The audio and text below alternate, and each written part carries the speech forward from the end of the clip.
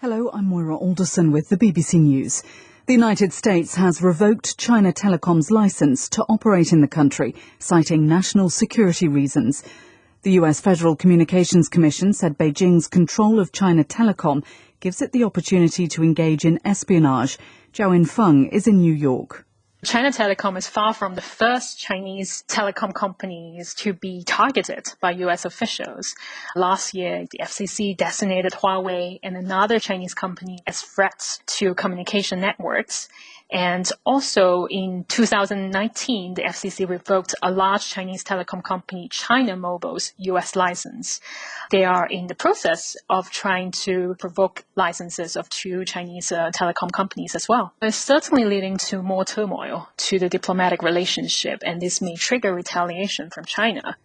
Buckingham Palace has announced that Queen Elizabeth will not be attending the upcoming United Nations Climate Change Summit that Britain is hosting in Glasgow. The Queen, who's 95, recently spent a night in hospital and was advised by doctors to rest. She'll send a video message to the summit. Days before the COP26 summit, the United Nations Environment Programme has warned that plans to cut carbon emissions fall short of what's needed to avert dangerous climate change. It says national pledges will fail to keep global temperature increases under 1.5 Celsius this century.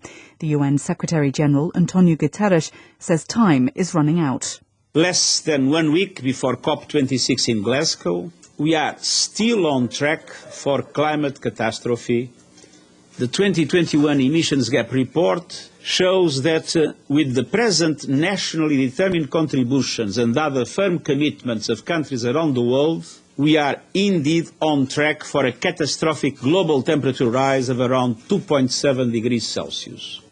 The office of Sudan's civilian Prime Minister says Abdullah Hamdouk has been taken to his home after being deposed and arrested during Monday's military coup.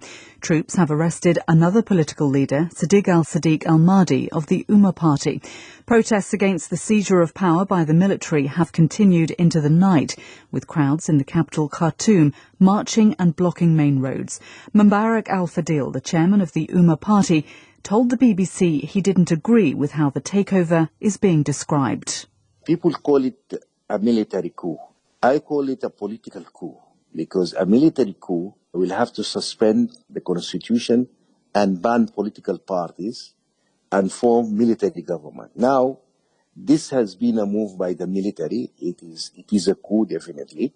Myself, I see it as a political coup until it proves otherwise. You're listening to World News from the BBC. At least 11 people have been killed and 15 others injured in an attack on a village in Diyala province in eastern Iraq. Police said gunmen attacked al-Rashad using small arms fire. No one has claimed responsibility for the assault. Details are still coming in.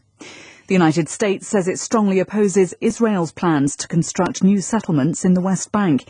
It's the first time in more than 4 years the US has criticised the Israeli settlement programme.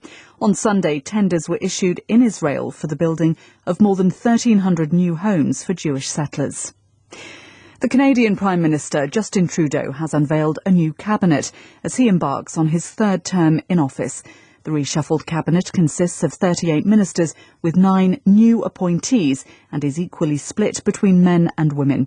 Mr Trudeau was returned to power in September following a snap election. Following a swearing-in ceremony in the capital, Ottawa, Mr Trudeau said he was determined to offer the Canadian people something new. Canadians are expecting big things to be done by Parliament and by this government. Whether it's continuing to step up even more and faster on the fight against climate change, whether it's moving forward in even more concrete and tangible ways on the path of reconciliation, or whether it's looking at what it really means to build back better and ensure that as we grow our economy, everyone gets included.